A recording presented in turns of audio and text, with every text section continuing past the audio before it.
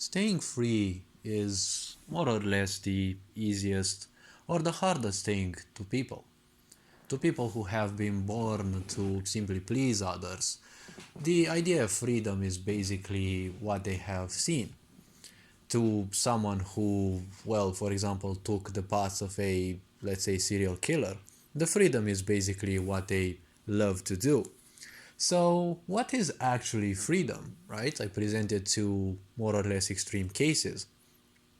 But to someone who has experienced life at a greater potential, freedom is basically just that.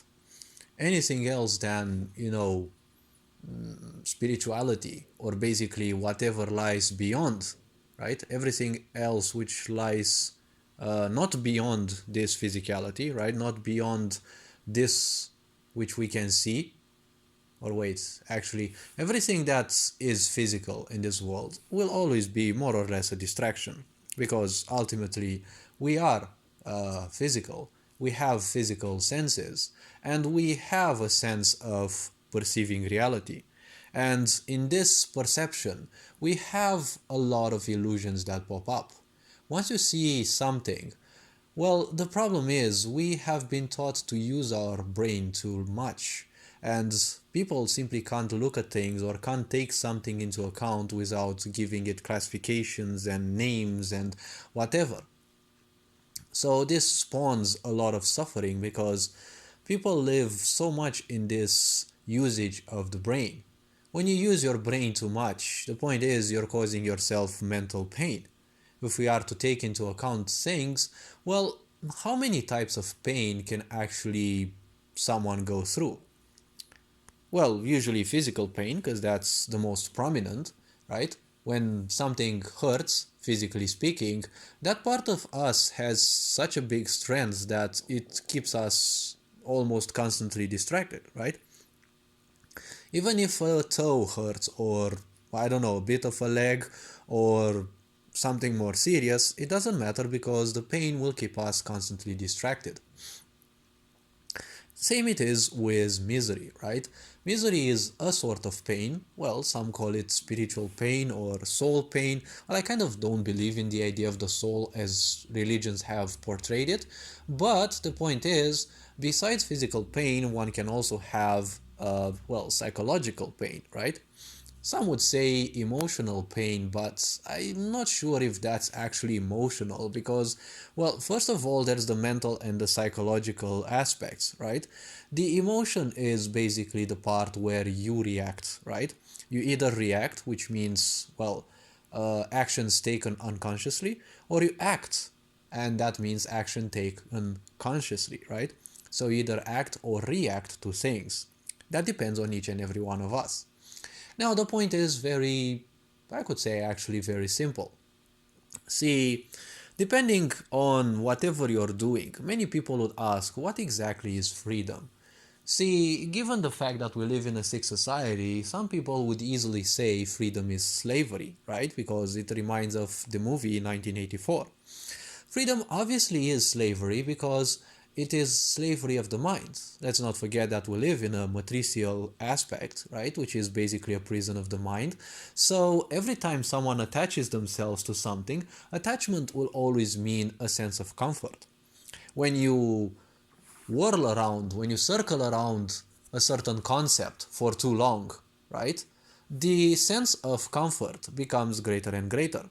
If you have low self-esteem, well, you will need more and more comfort, right? Because the lower self-esteem one has, well, the more trouble they have, and, well, in a way, they will seek to identify with whatever things in order to have a certain sense of comfort zone. That's why a lot of people who are very narrow-minded, they call themselves free because well, they technically are free from the responsibilities of learning other things because they closed themselves off and sealed themselves off to learning, right? Because they are certain that there is nothing more beyond what they know, and so that is basically their freedom. Well, again, freedom is more or less interpretable because it is a concept. And concept means meaning, and meaning is, well, attributed by each and every one. As I said, a serial killer will, well, feel it's their freedom to simply kill, although probably they're not gonna take it that way. Uh, I don't know, a medic will feel that, well, it's their freedom to do whatever they do in their job, especially if someone gets identified with their job, right? That is more or less their freedom.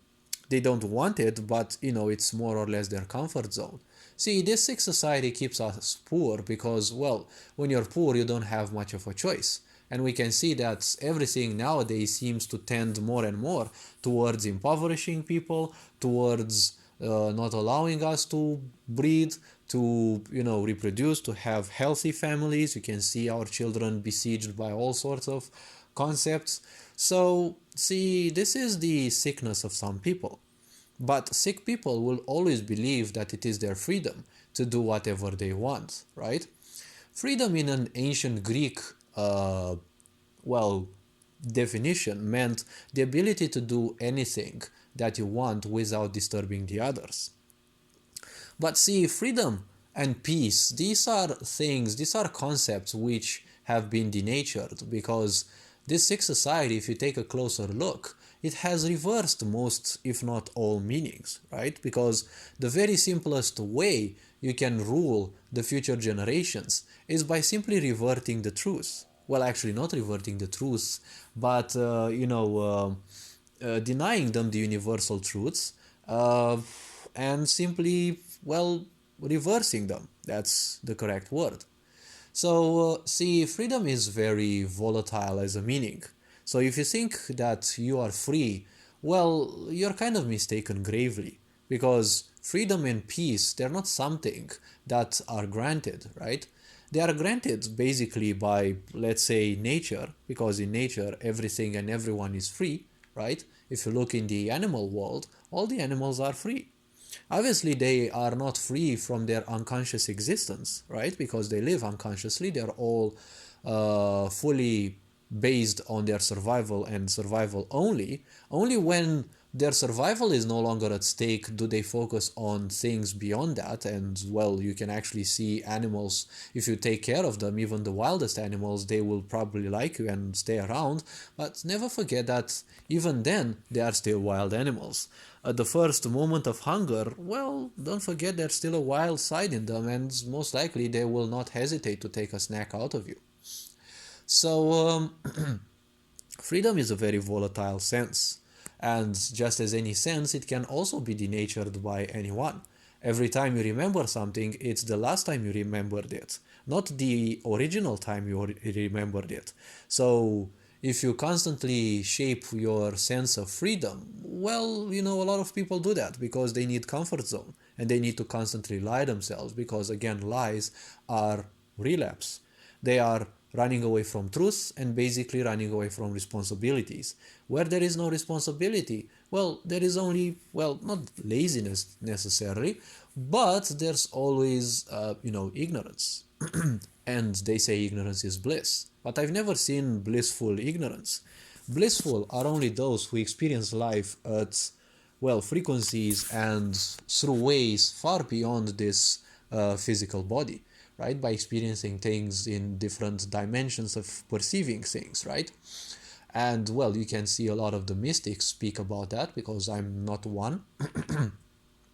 Well, probably not yet. But yeah, sorry about that.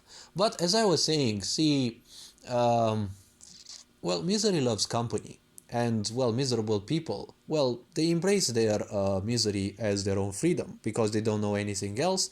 And, well, it keeps them away from their responsibilities. And, well, just as I said, blissfulness and ignorance. See, ignorance is bliss only for those who rule the ignorance. I've been saying this and I'm not afraid of saying it again and again. Well, all this being said, you are appreciated. Hopefully this video was introspective enough. Take care. Ferencan Board signing out.